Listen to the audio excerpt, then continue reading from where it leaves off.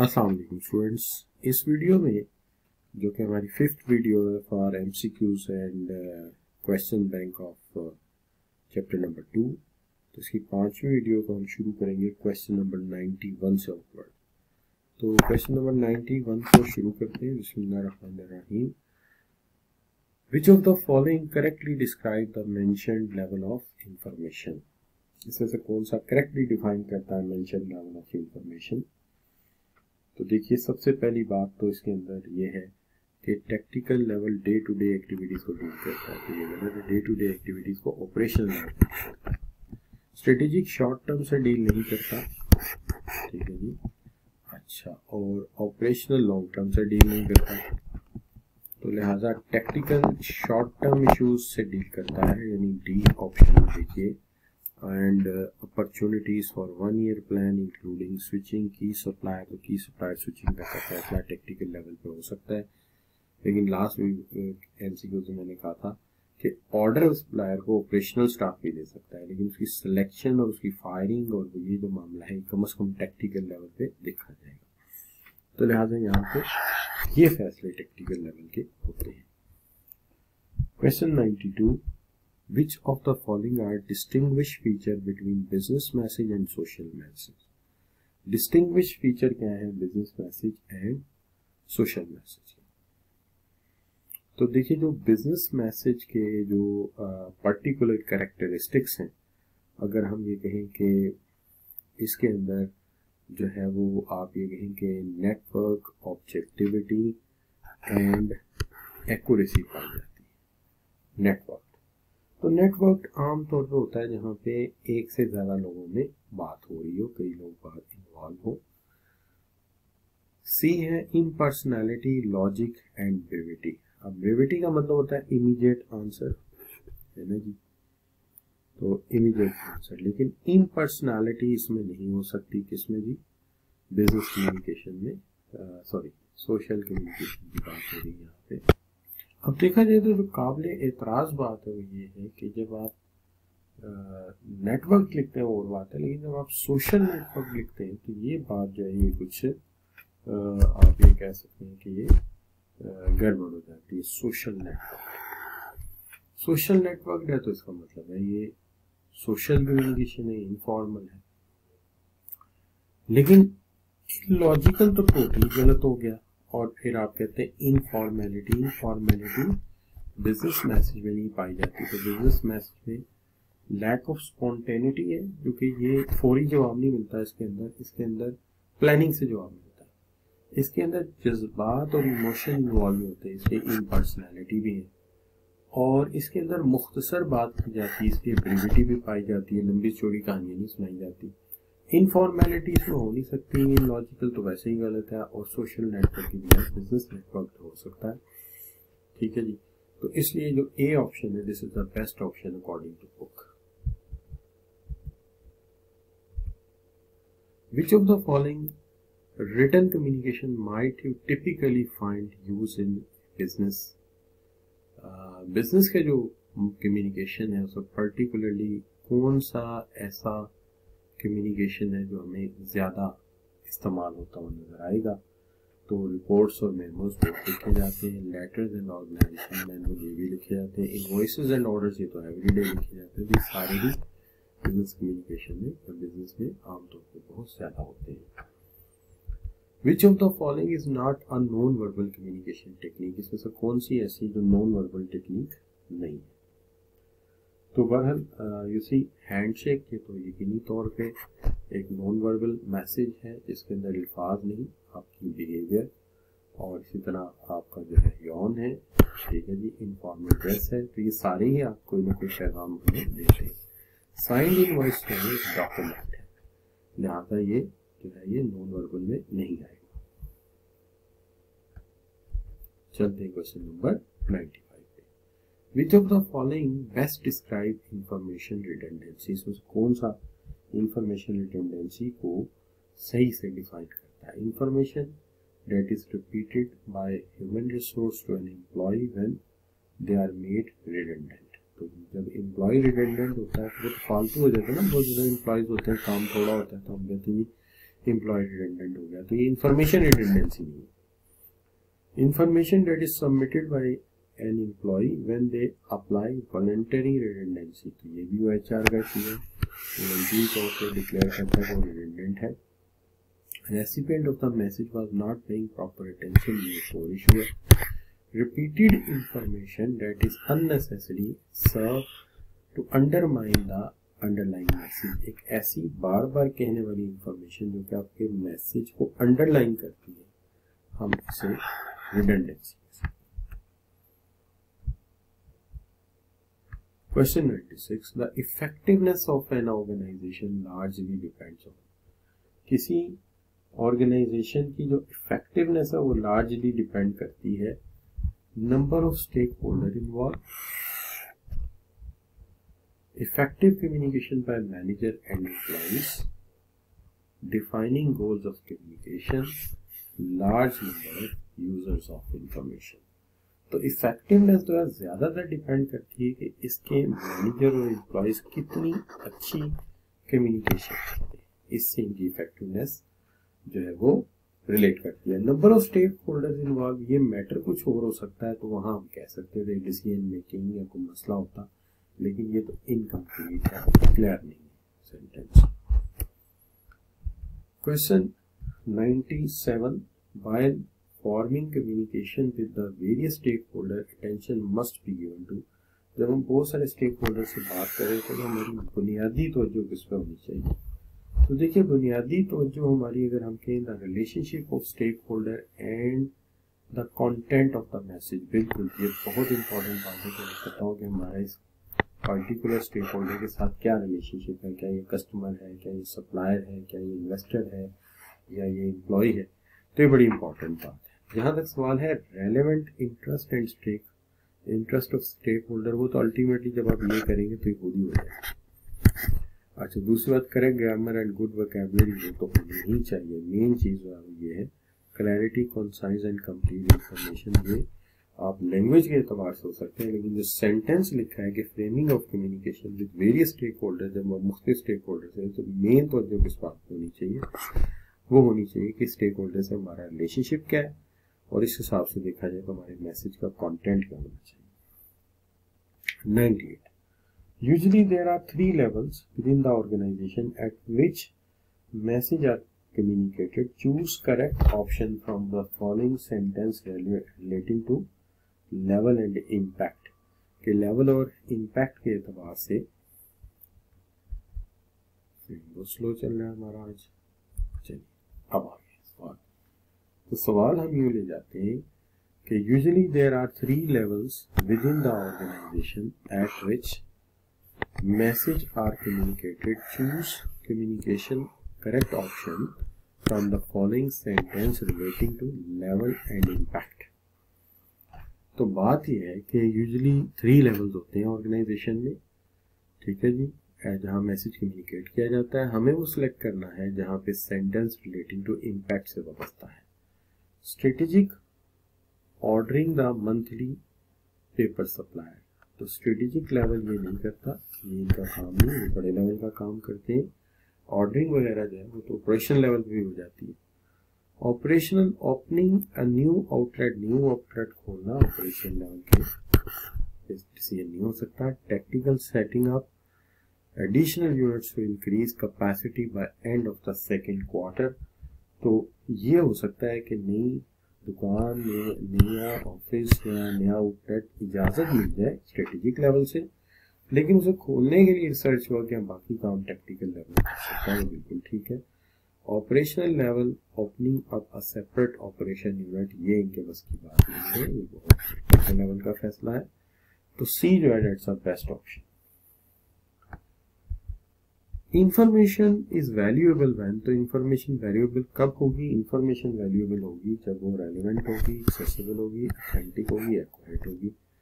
Accurate होगी, accessible होगी, authentic होगी, क्लियर होगी, रेलिवेंट होगी, टाइमली होगी। एक्सेसिबल होगी, यूजर फ्रेंडली होगी, एक्यूरेट होगी, क्वालिटेटिव होगी, ये तीनों चीजें जाएंगी बेस्ट है, तो ए बी सी इसका ऑप्शन ले सकते हैं। Question 100, which one of the following example shows usages of internal source of information, इसमें से इंटरनल सोर्स ऑफ इंफॉर्मेशन जो है वो क्या है। तो चूंकि ये क्वेश्चन जो है ये हमारे फॉर्मल बैंक से है, क्वेश्चन बैंक से, तो हम कहते हैं कि HR एंड पेरोल जो है ये हमारा कंपनी का इंटरनल मामला है। Accounts and financial statement of the year, most of them जो है इनका एक्सटर्नल स्टेटमेंट को बहुत ज़्यादा यूज करना होता है, पर्टिकुलरली जो है वो डिफरेंट रिलेवेंट पर्सन को भेजा जाता है, ठीक है, और छोटे शेयर होल्डर्स को बेचा जाता है। तो इसका काफ़ी ज़्यादा जो है एक्सटर्नल यूज़ हो सकता है फाइनेंशियल स्टेटमेंट्स का और अकाउंट्स का, जो साल भर के हैं, टैक्स अथॉरिटीज़ का भी इसके साथ कंसर्न होता है, तो लिहाजा इस पर हम नहीं ला सकते। इसी तरह हम इंटरनेट तो है सारा एक्सटर्नल मामला मोस्टली, और communication receive from the supplier ये भी एक्सटर्नल है, तो हम सिर्फ इसके अंदर किसको ले सकते हैं, HR and payroll department. While planning a business message, what should be key consideration? Choose as many as possible. जब आप बिजनेस मैसेज की प्लानिंग कर रहे होते हैं तो क्या की कंसिडरेशन होती है, और आपको जितने जरूरत है उतनी ऑप्शन आप ले सकते हैं। पर्पज ऑफ कम्युनिकेशन शुड भी क्लियर होना चाहिए, ठीक है जी। एंटीसिपेट आंसर, नहीं एंटीसिपेट आंसर नहीं होना चाहिए बल्कि एंटीसिपेट क्वेश्चन होना चाहिए। किसी भी कम्युनिकेशन में हमेशा ये ज़हन में होना चाहिए कि जब मैं कम्युनिकेट करूँगा तो पढ़ने वाले, सुनने वाले या रीडर के जहन में जो है क्या सवालात पैदा होंगे। जवाबात पैदा हो जाए तो फिर तो मसला ही हल हो जाए, सवालात क्या होंगे, लिहाजा ये होना चाहिए। Focus on content, order and emphasise the right points, ये तो ठीक है, फोकस होना चाहिए हमारा अपने कंटेंट पे, उसकी तरतीब ठीक होनी चाहिए और राइट पॉइंट्स लिखने चाहिए। Cater the message according to the audience and use appropriate style, बिल्कुल अप्रोप्रिएट स्टाइल होना चाहिए, कैटर करना चाहिए हमें ऑडियंस को, उनका इंटरेस्ट विन करना चाहिए। तो A, C और D तीन होने चाहिए। Ali bought a new entertainment set online. The company applied the item within the timeliness. However, within 2 days of installation, the DVD player and speakers malfunctioned and caused a short circuit in his room. Ali ने एक entertainment set खरीदा, हुआ क्या, timely deliver हो गया, लेकिन 2 दिन के अंदर ही उसने जो है वो उसका फंक्शन में वो गड़बड़ हुई और उसने शॉर्ट सर्किट किया और अली का जो रूम है उसकी वायरिंग उड़ गई। Ali was very left and decided to sue. Ali बहुत ज़्यादा गुस्से में, उसने फैसला किया कि मैं एक मुकदमा लॉन्च करूँगा कंपनी पे। Prior to that wanted to write them a letter, लेकिन उससे पहले वो एक लेटर लिखना चाहते हैं। Choose the correct objective from the following, इसका करेक्ट ऑब्जेक्टिव लिखें। देखिए बात ये है, inform the company of the fault and damage, देखते हैं इसके मतलब हम क्या कहते हैं आगे। अप्रिशिएट, एक ही ऑप्शन लेना, देखते हैं बेस्ट ऑप्शन क्या है। Appreciate the time and delivery of set festival, ये तो तारीफ तो नहीं करनी चाहिए क्योंकि इतनी बड़ी गड़बड़ हुई है, अगर हम तारीफ करेंगे तो वो तो बात ही गलत डायरेक्शन चलिए। Threatening them of swing if not replies, नहीं कभी भी किसी को शुरू में थ्रेट नहीं करना चाहिए, पहले बात करनी चाहिए। Request for the replacement and pursuit them of the claim, ये बात है कि आपको रिक्वेस्ट करनी चाहिए रिप्लेसमेंट के लिए। जब आप ये करेंगे तो आप खुद ब खुद इसके अंदर जो है ये मालूमात आ जाएगी कि inform company of the fault, वो तो उन्हें खुद ही बता लिया कि इसके अंदर फॉल्ट है, तभी तो नया मांग रहे, तो लिहाजा डी इसका करेक्ट ऑप्शन होना चाहिए। अब चलते हैं क्वेश्चन नंबर 103 की तरफ। 103 क्वेश्चन कहता है कि Ali bought a new entertainment set online. तो ये तो सारी स्टोरी तो सारी वही है जो प्रीवियस में आपने सुनी, उसमें तो कोई फर्क नहीं है। सवाल सिर्फ जो है जो यहाँ पे फर्क आएगा वो ये आएगा कि जनाब उन्होंने खरीद तो लिया ऑनलाइन, बट आखिरी सेंटेंस जो है इसको देख लेते हैं। Who should Ali be address in order to make this communication more effective, Ali को किसको एड्रेस करना चाहिए अपने मैसेज को। तो मैनेजिंग डायरेक्टर, ये तो टू हाई लेवल है, ये तो नहीं होना चाहिए। मैनेजिंग डायरेक्टर ऑफ मैन्युफैक्चरर, ये भी बहुत जो आदमी बनता है। Head of online site where the book, बाद का ये रेंटेड साइट होती है तो उसके हेड को तो लिखने का इतना फ़ायदा नहीं है। हाँ अलबत्ता कस्टमर रिलेशनशिप से अगर ये बात करेंगे तो वो ज़्यादा अच्छा होगा और उसी बहाने फिर वो हेड ऑफ द मैन्युफैक्चरिंग को इनडायरेक्टली बात चली जाएगी। लिहाजा डी ऑप्शन जो है करेक्ट ऑप्शन होगा यहाँ। 104 वही सवाल है, सिर्फ एक ही फर्क है, what consideration should Ali make while structuring in message, message को स्ट्रक्चर करते वक्त डिजाइन में क्या होना चाहिए। तो एक तो इसमें ऑप्शन ये दी जाती है कि detail account of how much he wanted the set and how disappointed he is with the company. तो ये तो अभी टू अर्ली है अगर हम ये कहें। Include all relevant detail like order number, ये तो होनी चाहिए, इसमें तो दो राय नहीं है, लेकिन ये माइनर पॉइंट है। रिक्वेस्ट फॉर रिप्लेसमेंट, हाँ उन्हें रिप्लेसमेंट के लिए रिक्वेस्ट करनी चाहिए after making a case of damage. तो केस ऑफ डैमेज में ऊपर वाली छोटी छोटी बातें खुद ही आ जाएंगी, तो वजह बतानी पड़ेगी, दलील देनी पड़ेगी, आर्गूमेंट देना पड़ेगा, और ऑर्डर नंबर वगैरह वो तो अल्टीमेटली आ जाएंगी। लेकिन मेन ऑब्जेक्ट ओरिएंटेड बात यह है कि रिक्वेस्ट करनी चाहिए फॉर रिप्लेसमेंट फर्स्ट। ठीक है जी। अब सवाल ये पैदा होता है कि what style should he use, style का यूज होना चाहिए। एंग्री टोन तो नहीं होनी चाहिए, हमने पढ़ा कि फ्रेंडली टोन होनी चाहिए बात करने में। कलरफुल लैंग्वेज का आज नहीं बनता, ठीक है, तो आम हालात में नहीं बनता, यहाँ तो बिल्कुल ही नहीं बनता। तो फिर ये है कि emphasise appropriate using a polite tone use करनी चाहिए, ठीक है। फॉर रिक्वेस्टिंग रिप्लेसमेंट, तो रिप्लेसमेंट का रिक्वेस्ट करने के लिए उन्हें बड़ी पोलाइट और सॉफ्ट सी टोन यूज करनी चाहिए, फ्रेंडली टोन यूज करनी चाहिए। Show tact and be open to feedback, ये बात की बात है, लेकिन पहली बात क्या है कि ये मेन यहाँ पे मैसेज का पर्पस क्लियर करता है कि हमें ये करना चाहिए। चलिए अब इंटरटेनमेंट सेट करें, सवाल खत्म हो गए। Question 106, while choosing the appropriate media and channel for communication what factor is not important to be considered. कौन सा ऐसा फैक्टर है जो इम्पोर्टेंट नहीं है कंसीडर करना। तो देखिए जब आप बात करें अप्रोप्रिएट मीडिया और चैनल के इंतखाब की, तो देखिए आपको टाइम का ख्याल करना चाहिए कि आपके पास वक्त कितना है, कितनी इमरजेंसी है या अर्जेंसी है, आपको नीड ऑफ ऑडिट ट्रायल यानी डॉक्यूमेंट का एविडेंस कितना जरूरी है आपके लिए, कॉस्ट ऑफ इंटरेक्शन कितनी कंसीडर करना चाहिए, पर्सनल प्रेफरेंसेस और सेंट्री बिल्कुल नहीं होनी चाहिए, जाती प्रेफरेंस का या नहीं है।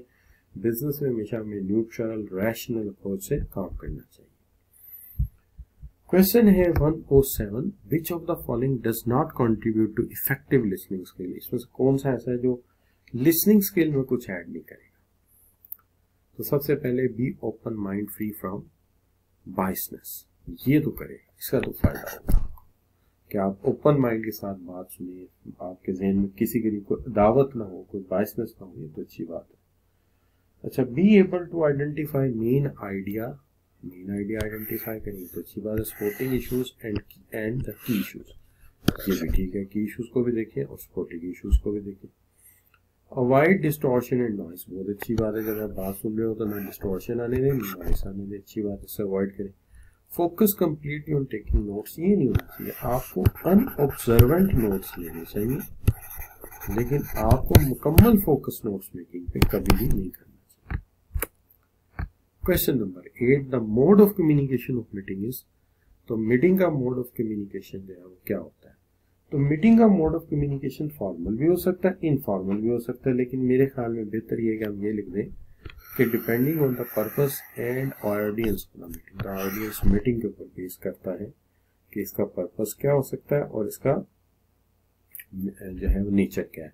अगर हम जनरली इनफॉर्मल मीटिंग कर रहे हैं किसी ऐसे पर्पस पे जिसके ऊपर हमें कोई टेंशन नहीं है, जनरल डिस्कशन है, तो वो इनफॉर्मल हो सकती है, लेकिन अगर किसी इंतहाई क्रूशल मैटर पे कर रहे हैं, स्ट्रेटेजिक इश्यूज पे, तो फिर फॉर्मल भी हो सकती है। लिहाजा ये दोनों ही ठीक हो जाएंगे, तो सी ऑप्शन आ जाएगा आपका। Successful committee is one, successful committee वो होती है all member have appropriate skills and experience, सारे मेंबर और जो सारे के सारे उसमें शामिल लोग हैं उनके पास अप्रोप्रिएट स्किल्स हो, एक्सपीरियंस हो। चेयरमैन एक इफेक्टिव लीडर हो, बिल्कुल ऐसा होना चाहिए। और scope of committee is well defined and communicated to all, जो कमेटी का स्कोप है वेल डिफाइन होना चाहिए और सबको पता होना चाहिए।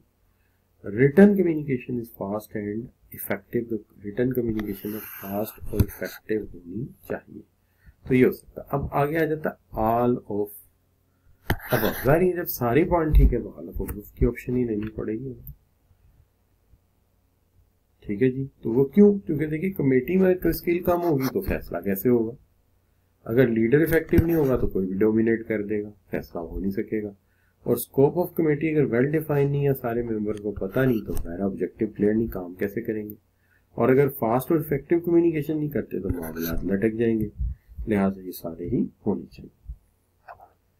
Question number 10, a good way to increase workforce commitment by involving subordinate in decision making and information about aims and planning. Here is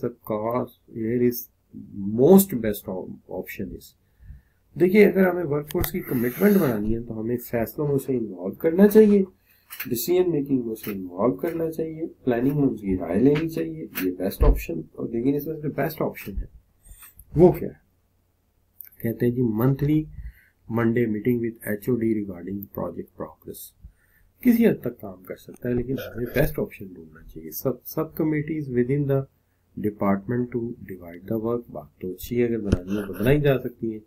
team briefing to discuss problem and project update in the friendly environment. ये सबसे बेहतर है कि हर एक को ज्यादा से ज्यादा मालूमात दे दी जाए और एक फ्रेंडली इन्वायरमेंट बताया जाए कि फ्यूचर में क्या होने जा रहा है। इससे एम्प्लॉय में एक कॉन्फिडेंस आएगा कि हमें इस काबिल समझा गया है और हमारी राय तो जो भी है ही है, लेकिन हमें इन्फॉर्म करना मैनेजमेंट ने जरूरी समझा कि हमें अगर कुछ करना है तो हमें इनको इन्फॉर्म लाजमी करना चाहिए। तो ये पॉजिटिव। अब जहां तक सवाल है क्वेश्चन 111 का, तो 111 ये है कि विच one of the following is not an advantage oral communication. Oral communication का जो एडवांटेज नहीं है, टाइमलीनेस, हाँ जल्दी बात हो जाती है, ये तो एडवांटेज है, हमें ढूंढना जो एडवांटेज नहीं है। फ्लेक्सिबिलिटी बिल्कुल है, ये नहीं है, लैक ऑफ प्रोजेक्ट कार्ड नहीं है, हमारे पास किसी भी डॉक्यूमेंट का कोई प्रूफ नहीं होता, कल को ऑडिटर पूछे तो हमारे पास कोई चीज नहीं है। इंस्टेंट फीडबैक तो इसमें है, लेकिन जो ड्रॉबैक जो डिसएडवांटेज है वो है कि इसके अंदर ऑडिट ट्रायल हमारे पास नहीं है।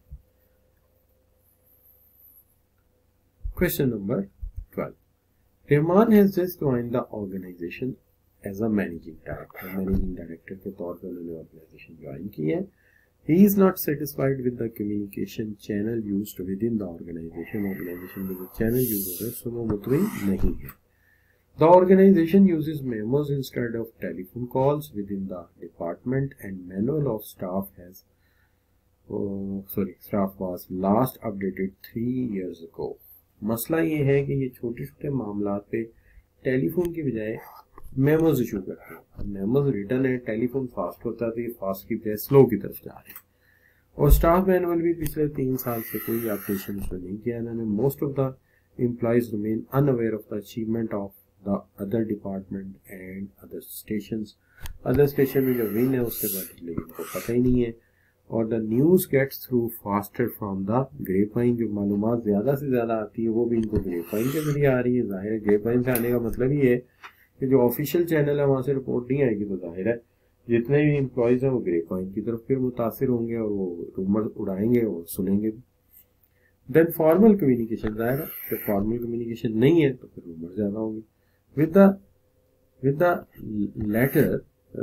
latter being perceived as ineffective, slow, incomplete. If there is any announcement to be made is posted on the notice board.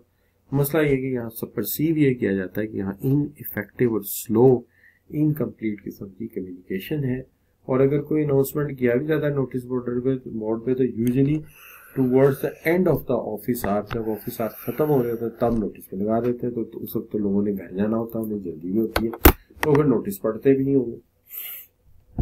The office reliance heavily on the paper work. Office work ज्यादातर paper पे base कर रहा है। With the forms of available of for even requesting stationery request करने के लिए भी कागज पे कुछ लिख के देना पड़ता है। वो भी ब्यूरोक्रेटिक तरीका है कि हर चीज लिख की होगी, फॉर्म बनेगा, डिजाइन होगा, एप्लीकेशन लिखी जाएगी वगैरह वगैरह वगैरह। In this situation Rahman want to turn around the communication. Rahman चाहते हैं कि इस ऑर्गेनाइजेशन की कम्युनिकेशन को टर्न अराउंड किया जाए, बदला जाए, अक्सर बदल दिया जाए, कोई बड़ा चेंज इसमें लाए।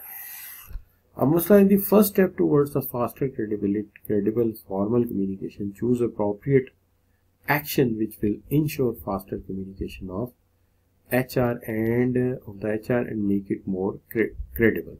कि कैसे क्रेडिबल और तेज इंफॉर्मेशन लाई जा सकती है। पहली बात वो कहता है install loud speakers and announcement made through them while a people work. जब लोग काम कर रहे हैं तो एक तरीका ये कि हम स्पीकर रख लें और ऐलान करना शुरू कर दें, तो इससे तो काम का हर्ज होगा।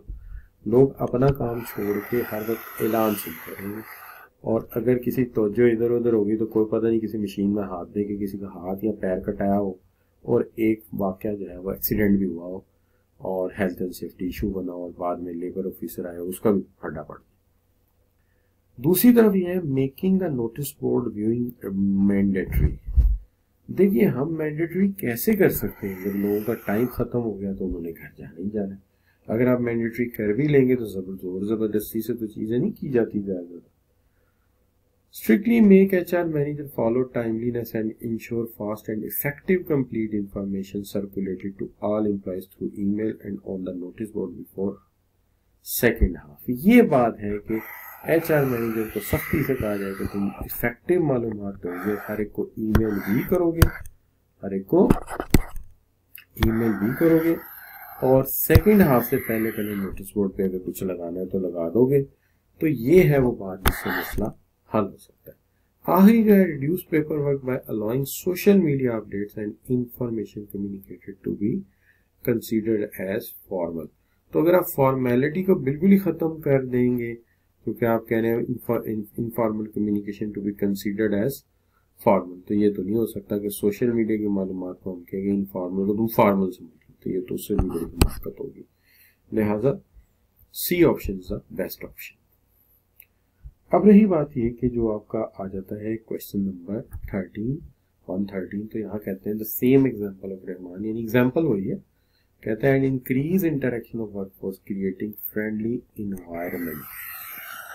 कि रहमान चाहता है कि कम्युनिकेशन ओपन हो और इंटरेक्शन बढ़ाया जा सके वर्कफोर्स के साथ बड़े दोस्ताना माहौल में। तो इसका एक हाल वो कहते हैं कि Monday meeting with the department heads and department regarding the new task for the week and the update of the last. पिछले की अपडेट दे दें और अगले की जो है वो सजेशंस दे देंगे, प्लान दे दें। तो अच्छी बात है, मंडे को आके आपको पिछले की फीडबैक मिल जाए, आगे का वो मिल जाए तो अच्छी बात है। लेकिन मसला ये है कि वो कहता है यहाँ पे ये है कि Rahman want to create open communication and increase interaction to create a friendly environment. अच्छा, तो ये चीज ठीक है, लेकिन जो बात मजे की है ये कहते हैं कि choose as many options as applicable. जितनी ऑप्शन एप्लीकेबल है चूज करें, तो ठीक है, ये मंडे मीटिंग में हमने चूज कर ली, लेकिन आगे आपने कह दिया open door policy for HODs with diagonal communication के डायगोनल कम्युनिकेशन भी अलाउ कर दो कि किसी दूसरे डिपार्टमेंट के हेड से भी कुछ पूछना चाहते हो तो पूछ लो, और हमारे दरवाजे तुम्हारे लिए खुले, तो इससे भी मालूमात पड़ेगी। C memos to be sent via email and only to confirm the oral communication once decision is made. तो ये भी ठीक है, जो डिसीजन हो रहे हैं इनको यकीनी तौर पे आप डॉक्यूमेंटेड करो ताकि आपको ऑडियो ट्रायल में भी मजा आए। मंथली न्यूज लेटर तो वो तो मंथली है, मंथली को निकाल ही दे, हमें तो कुछ करना, आप नहीं की बातें कर रहे। Develop guideline for communication in manual, तो मैनुअल बनने में भैया बड़ा टाइम लग जाएगा, अभी तो फौरी तौर पे टर्न अराउंड करना है कम्युनिकेशन को, लिहाजा ए, बी और C best option.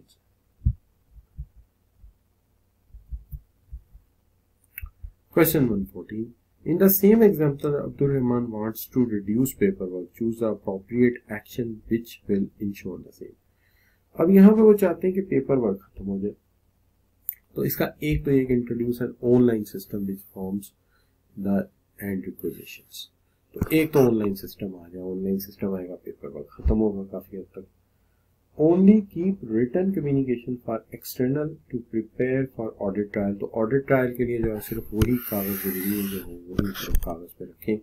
Make online dashboard and do away with the notice board. Notice board और डैशबोर्ड लगाओ और इसको और बेहतर करो, तो अल्टीमेटली ये सारे हो जाए, पेपर वर्क रिड्यूस हो जाएगा। अब्दुल रहमान साहब ने भी आपकी जान नहीं छोड़ी। In the same example Rahman wants to update the staff manual regarding the mechanism of communication of organization. Choose appropriate action which will ensure the same। इसमें से कौन सा ऐसा ऑप्शन है जो इस मसले को हल करेगा? चाहता कि अब्दुल रहमान चाहता है कि अपडेट कर दिया जाए स्टाफ मैनुअल को, ठीक है, regarding the mechanism of communication of the organisation के कम्युनिकेशन के मुतालिक अपडेट कर दिया जाए। तो मसला ये है कि अगर आप कहते हैं lateral communication pattern to be followed, तो ये तो सिर्फ हॉरिजॉन्टल हो गया, खाली ये क्यों है। Vertical communication pattern should be follow, तो ये तो सिर्फ डाउनवर्ड हो जाएगा, अपवर्ड हो जाएगा। Lateral communication with emphasise on the e communication system through system for internal use. No, ऐसा नहीं है, हमें चाहिए बोथ यूज करें, लेटरल भी, हॉरिजॉन्टल भी और वर्टिकल भी, दोनों कम्युनिकेशन यूज करें with internal done through e system. E system से हम उसको चलाएं और दोनों यूज करें तो हमारा मसला हल होगा। ना खाली लेटरल, ना खाली वर्टिकल, और ना लेटरल थ्रू ई कम्युनिकेशन सिस्टम, दोनों होने चाहिए, यानी हॉरिजॉन्टल भी और वर्टिकल भी। लेटरल आप हॉरिजॉन्टल को कहते हैं, फिर काम बनेगा हमारा। तो यहाँ पे आके हम एक और वीडियो को वाइंड अप कर देते हैं। 115 क्वेश्चन है, 115, 116 से अगली वीडियो स्टार्ट करेंगे इंशाल्लाह। Thank you very much.